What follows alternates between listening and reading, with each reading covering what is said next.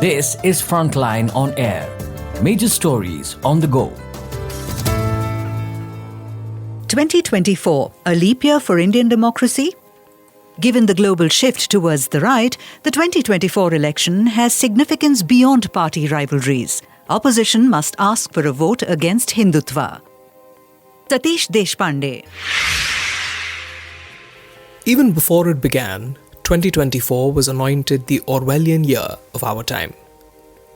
During its 366 days, more than half of the world's population will participate in elections to select governments in more than 60 countries, spanning all continents. But more than just elections, it is the changing character of the influential polities of the world that makes 2024 a political leap year.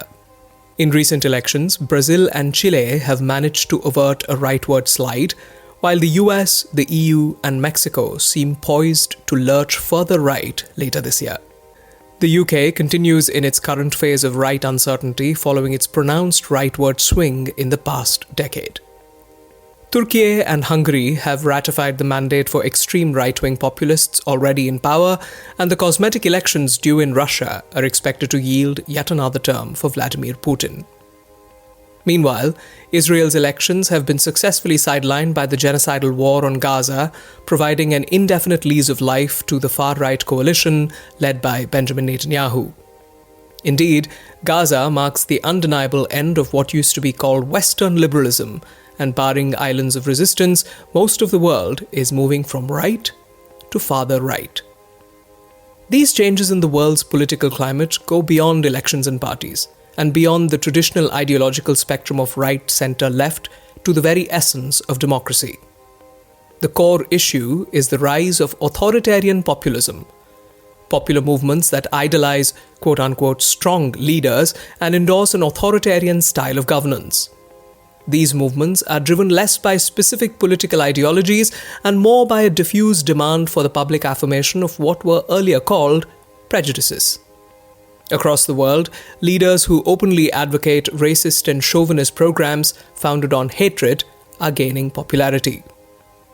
The remarkable thing about this new popularity is that it persists despite, or rather in defiance of, the suffering that such leaders inflict on their own followers.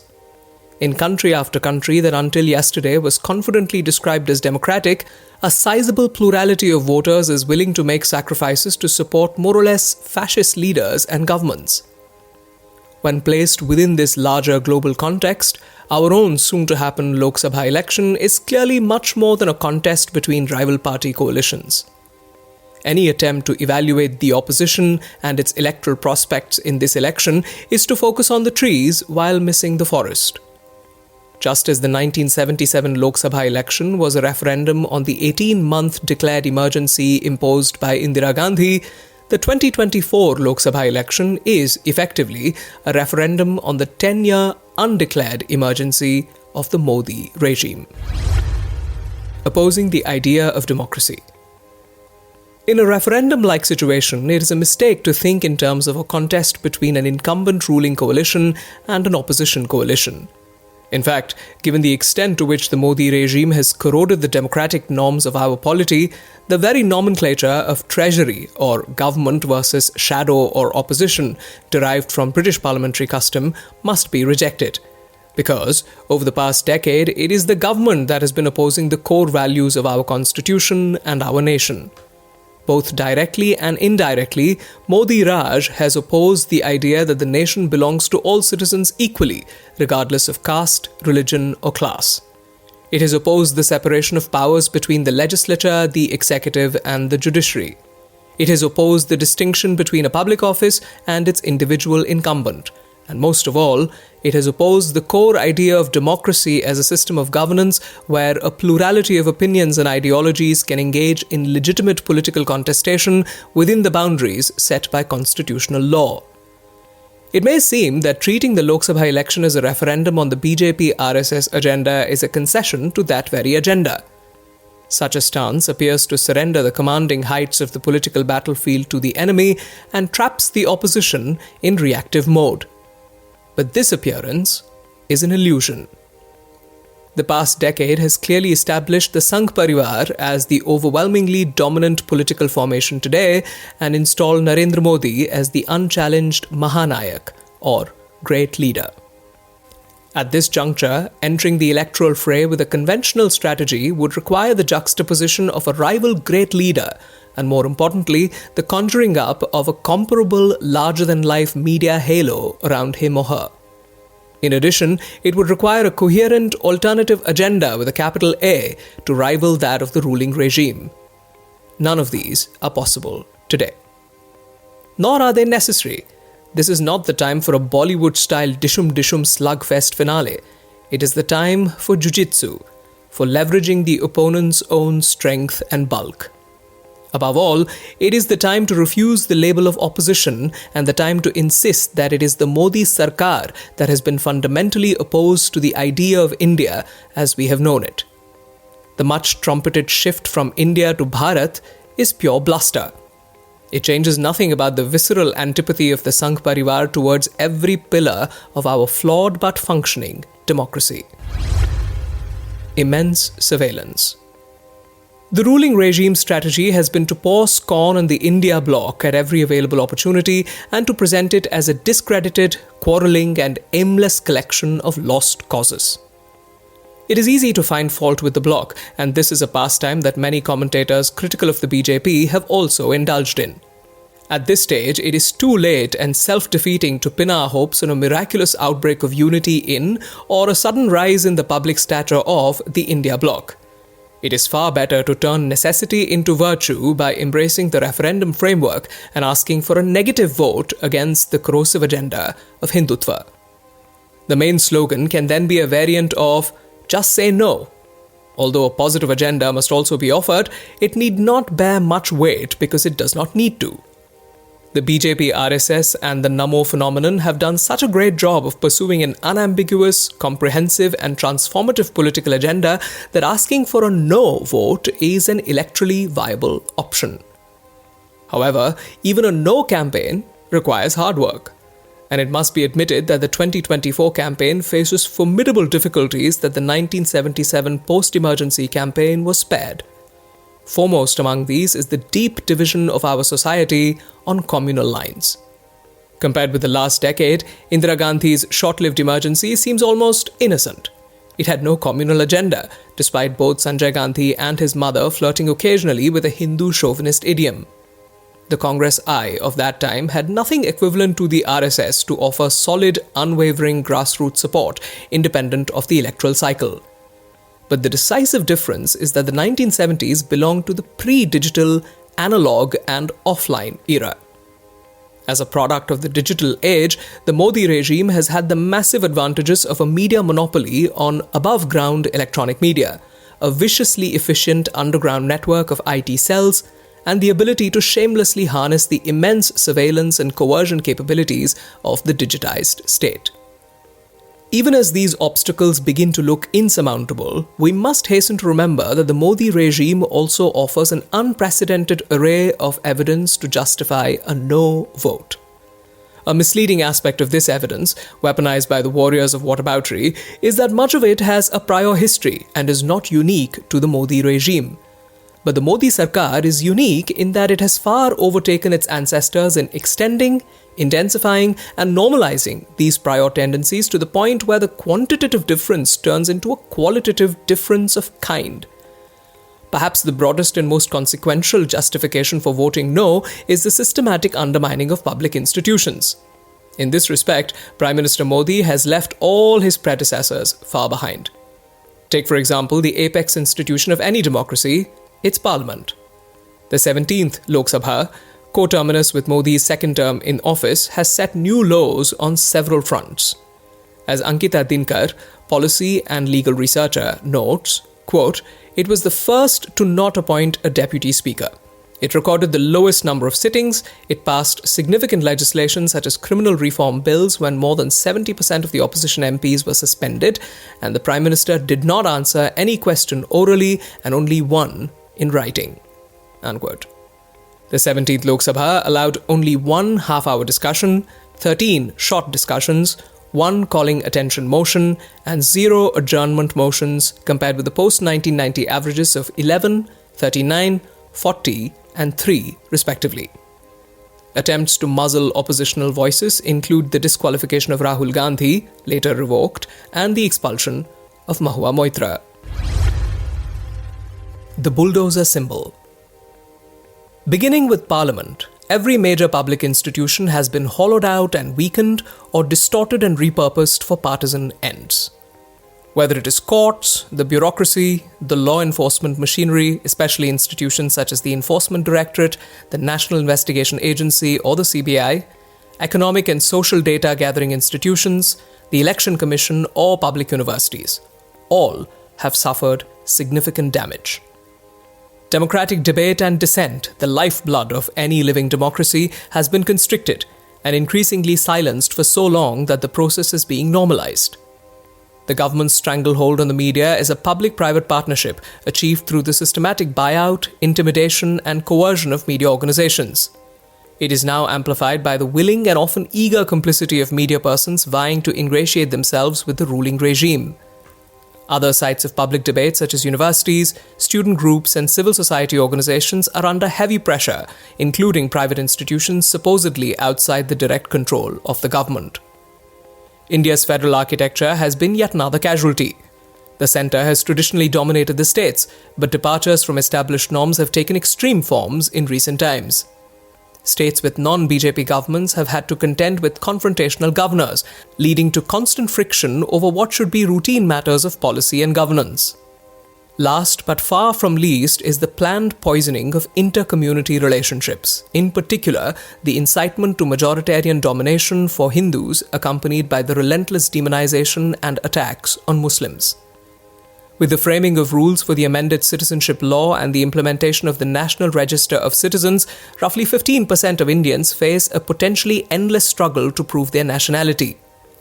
A lynch culture is emerging all over northern India and parts of the south, nourished by the direct and indirect encouragement of those in power. The bulldozer has emerged as a triumphant symbol of majoritarian oppression, confident of impunity. All these changes for the worse are wrapped in the special packaging of the Modi cult. No Indian leader, not even the ubiquitous Mahatma Gandhi, who features on every currency note, has exercised this level of visual domination. Modi images saturate our public spaces, both physical and digital. I recall an exasperating argument with an immigration official in the Paris airport who insisted that my COVID-19 vaccination certificate was fake because it did not have Modi's picture on it. He finally relented, but only because I was leaving his country. The distinction between individuals and the office they hold, between an office of state and an office within a political party, and between a political party and the state are almost erased when it comes to Narendra Modi and the BJP. The conversion of the state into private property is starkly visible in various well-known instances involving industrial houses closely allied with the regime. Despite Atal Bihari Vajpayee's hailing of Indira Gandhi as an avatar of Durga after the liberation of Bangladesh in 1971, or Devkant Barua's infamous "India is Indira, Indira is India" remark of 1974, the concentration of power in the person of the Prime Minister today is far, far greater than it was half a century ago. A no campaign. These are features that need to be appropriately curated for inclusion in a campaign for a no vote. Do you want more of this? Is the question to ask. For those who answer no, the obvious imperative is to vote for any party other than the BJP that stands a reasonable chance of winning in that constituency. This was roughly the strategy followed by civil society groups when campaigning for the 2023 Assembly election in Karnataka. Incidentally, this election saw a record voter turnout, 73.8%, and resulted in a convincing win for the Congress, 135 out of 224 seats with a 42.9% vote share, compared with the BJP's 66 seats and 36% vote share. Two topics are prominently and deliberately missing from this discussion. First, the whole issue of the performance of the Modi government and its record on service delivery and fulfillment of promises. And second, the question of favourable and unfavourable constituencies in the sense of social groups inclined to support or oppose the regime. The obvious topics for discussion here are the groups broadly labelled farmers and lower castes and the government's abject failure to create jobs relative to its tall claims. While these are clearly important, they are matters for a locally grounded, context-specific analysis not central to a referendum framework where only one party is being evaluated. By contrast, the list of issues discussed above ought to be relevant regardless of voters' perceptions about the performance of the government. The reason to vote no is not because the government is inefficient, but because it is dismantling the democratic architecture of our polity. Of course, a no campaign gains if the government has reneged on its promises, but that is not its focus. Before I conclude, a sobering reminder and an inspirational memory. We cannot forget, especially since we are reminded every day by the media, that there are people who want more of what this government wants, and they are many. According to the Pew Global Attitude Survey, the proportion of Indians who preferred an autocratic system of governance increased from 55% in 2017 to 67% in 2023. Incidentally, among the 24 countries surveyed, support for autocracy was the highest in India in both years. On the other hand, despite its landslide victory in the 2019 general election, the BJP vote share was only 37.7%. In other words, 62% of voters did not vote for it. While we must not flinch from acknowledging the popularity of the Modi regime and of Hindutva, we need to remember that the first-past-the-post electoral system is prone to huge swings in seats, and hence electoral majorities, in response to relatively small swings in vote shares. And the volatility of the seats-to-votes relationship works both ways. A relatively small shift in voter preferences can swing the needle of victory the other way. History with a capital H. And now the inspirational anecdote from a half-century ago, the historic 1977 election. It was the final year of my undergraduate year in Delhi University, and our exams were due in late March. But the emergency, imposed just before I began my second year, was relaxed in early January, and some 25 to 30 of us volunteered to campaign for the Janata Party, or rather, against Indira Gandhi's Congress. The emergency had not been lifted, and the fear and tension it had generated were still thick in the air. Our teachers offered well-meaning advice about avoiding politics so as to not damage our career prospects. But the emergency had energized us to do whatever we could. Along with some college mates, I was assigned the New Delhi constituency where Atal Bihari Vajpayee of the Bharatiya Jansangh was the candidate. My political leanings went strongly against the Jansangh, but this did not matter because the election was essentially a referendum on the emergency. As we said at that time, we would campaign for a lamppost if it was anti-Congress. I doubt we made any difference, but it felt exhilarating to campaign in the government housing colonies in central Delhi, even if many refused to open their doors. The moral of this story is that significant numbers of ordinary people were willing to take risks and work hard without any expectation of victory. The important thing was to stand up and be counted. That is why the night of March 22nd and 23rd, when election results were declared, stands out in my memory. At around 10 p.m., a small group of us were walking from the Delhi University campus towards Bahadur Shah Zafar Marg, where the newspaper offices used to be: The Hindu, The Times of India, The Indian Express, The Patriot. There were one or two transistor radios. This was before mobile phones and the internet, and as we listened, All India Radio broadcast the incredible news of victory after victory for the hastily assembled Janata Party. Somewhere between Kashmiri Gate and Daryaganj, we heard that Sanjay Gandhi had lost in Amethi, and a little later that Indira Gandhi had lost in Raebareli. As we joined the large crowd in front of the newspaper offices, where the results were being displayed on billboards, we felt part of history with a capital H. I remember that then too, there were anxieties about the lack of opposition unity and about the sharp ideological differences between the constituents of the Janata Party. There was concern about the lack of leaders as charismatic as Indira Gandhi. We worried about the huge disparity in resources between the Congress and the Janata Party. The Congress had complete control over radio and television, not to speak of its influence on the print media. Hovering above all of this was the distinct possibility of the emergency being reimposed. But the election results were what they were.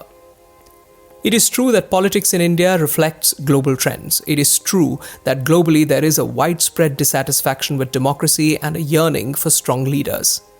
It is true that the prejudices that the ruling regime promotes run deep in our society. But it is also true that change has come despite heavy odds in the past, and that it may do so in the future as well. We must stop worrying about the asymmetries between the ruling regime and its rivals and treat the coming election as a referendum. If you believe that democracy is more than just a word, then you must vote no. Because the only believable guarantee of the Modi Sarkar is that it will destroy our democracy. And because you want 2024 to be a leap year for Indian democracy. Satish Deshpande is a retired teacher based in Bengaluru. This is Frontline on Air. Major stories on the go.